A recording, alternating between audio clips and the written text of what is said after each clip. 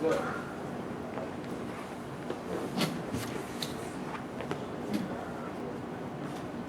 All right, defensive coordinator Malone, go ahead. For a coaching staff, how satisfying was Saturday's win? For all the hard work you guys did. Well, we've talked about it time and time again that that we needed as a team, as a defense, offense, and special teams to find a way to put a complete game together, find a way to eliminate mistakes that have plagued us, and find a way to win a game.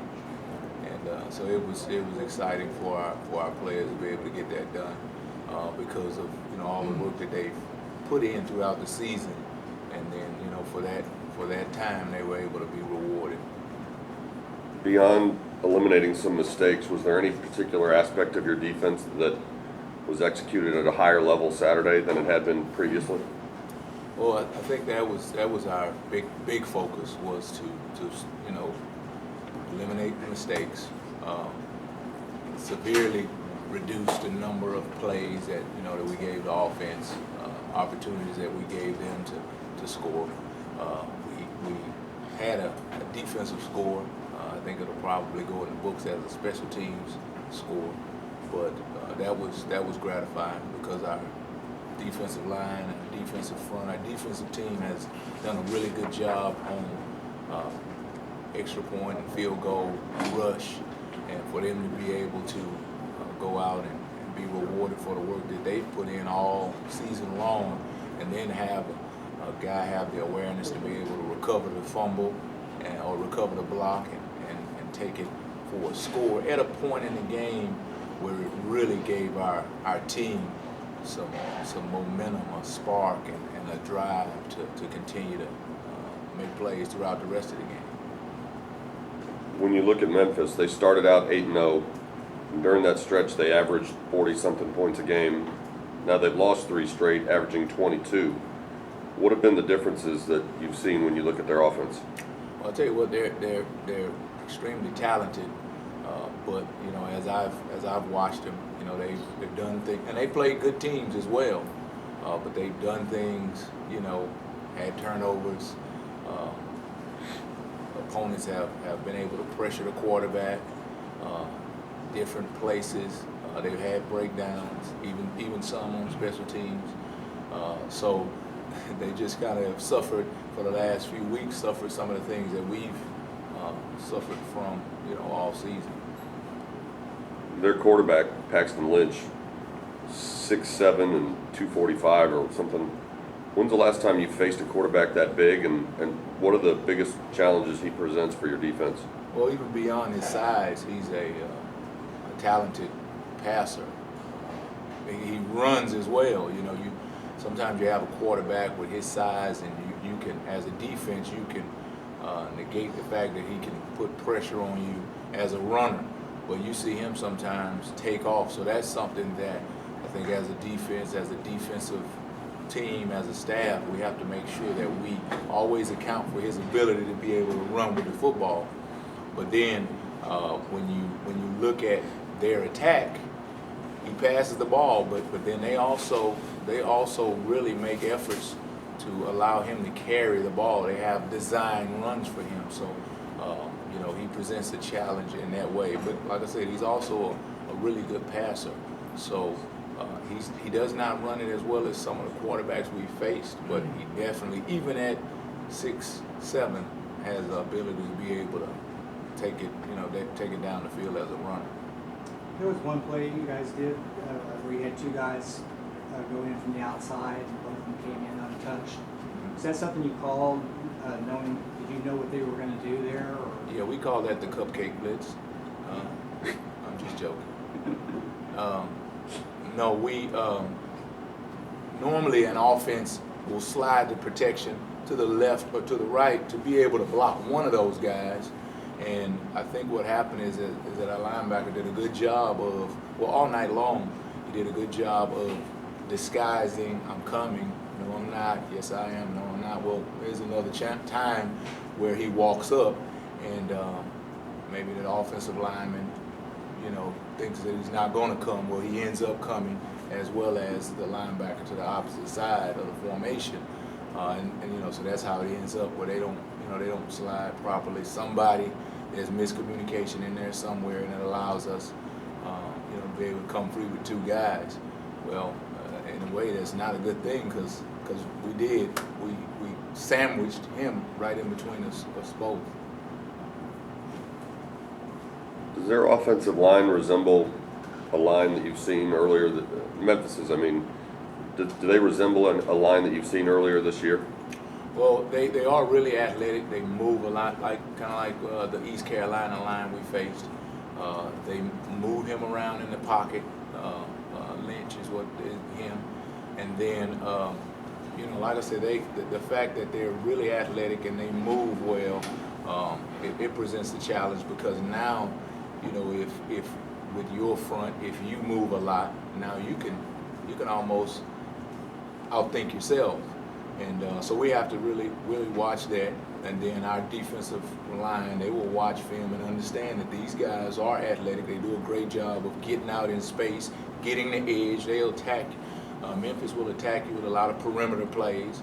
So, they use the offensive linemen and formations to be able to out-leverage you, outnumber you.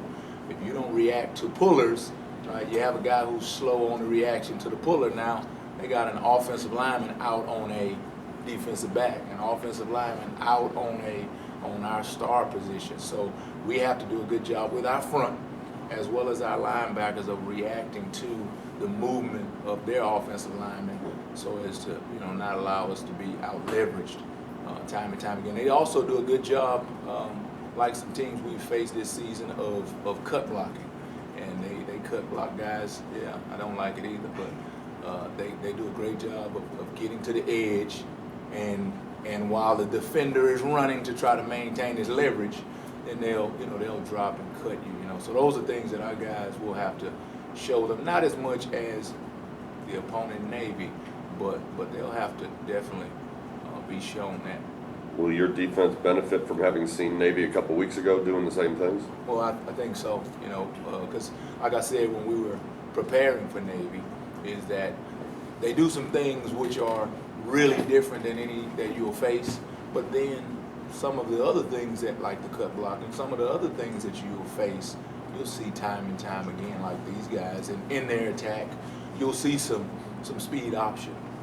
You'll see some three backs in the backfield and triple option looking, plays.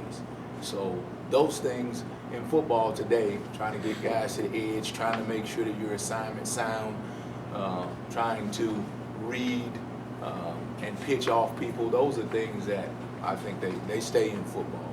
And so even though Navy does it entirely, there are a lot of teams that use, that will use components of those things. You've played a lot of really good defenses this year. Is Navy's the toughest matchup-wise for you this season? From a defensive standpoint, yes. They just because you don't face what they present, as an entire offensive attack. You don't face that as much. You don't face the formations that they show you. You don't have to be play in and play out. Assignments sound the same way. You don't have to have a guy responsible for the quarterback, the dive, the pitch, every single play. And then from the physical standpoint of cut blocking, of sometimes going hurry, of it's just like a hammer just tapping over and over, and so you don't face that. You don't face that throughout the season. But like I said earlier, you face components of it. You face people that will run the option and get the ball to the edge. You face people who will stack the box and put three running backs into the box. So you have to garner that information, that learning that you got from Navy, and be able to use it in the continuing weeks. Their tight end is on award watch lists. How many different ways do they use him, and what are the biggest challenges he presents for you? Well, he's just like some of the others we faced, and even some of the other offenses that we faced in terms of they'll put him on line of scrimmage with his hand in the dirt, they'll split him out wide, they'll put him into the backfield, and all of those places that you align that guy. Because as a defensive play caller, you get information from the box that it is 21 personnel. Well, 21 personnel looks different than 11 personnel. And it's 10 personnel. Well, 10 looks different than 21. Well, then if you have a guy who can kind of play in all those different roles in all those different places, you can't say that it's going to be 21 personnel by a person who runs onto the field. You don't know until you get out there. You don't know until they align. So you have to make a call that would fit 21 personnel, or that would fit 11 personnel, or that could fit 10 personnel. And you just can't get specific because you just don't know until they align. And there's some defensive coaches who say, well, you know what, I'm going to let them align, and then I'm going to make the call for my defense. Well, if they go fast, you can't do that. And this is what Memphis sometimes challenges you with, is the up-tempo. What's the hardest part of the Memphis offense to simulate in practice? Well, I think the fact that they really stretch you to the edge. You know, they run plays that get you to the edge. We have some guys who crochet, and some of our scout team guys who can, but they have quite a few receivers. They have a really good group of receivers, so you take Crochet and you put him as an edge runner. Well, now you don't have the challenge of the good receiver outside, you know, and their quarterback is 6'7", and Crochet is probably 4'7", so it's a little bit different there. But I'd say the fact that they have really good edge guys in the run game, and they have good receivers, and you know, just being able to spread your scout team thin is really hard to do. Anything else, guys? That's great. Appreciate that, Coach. Thank you, Coach.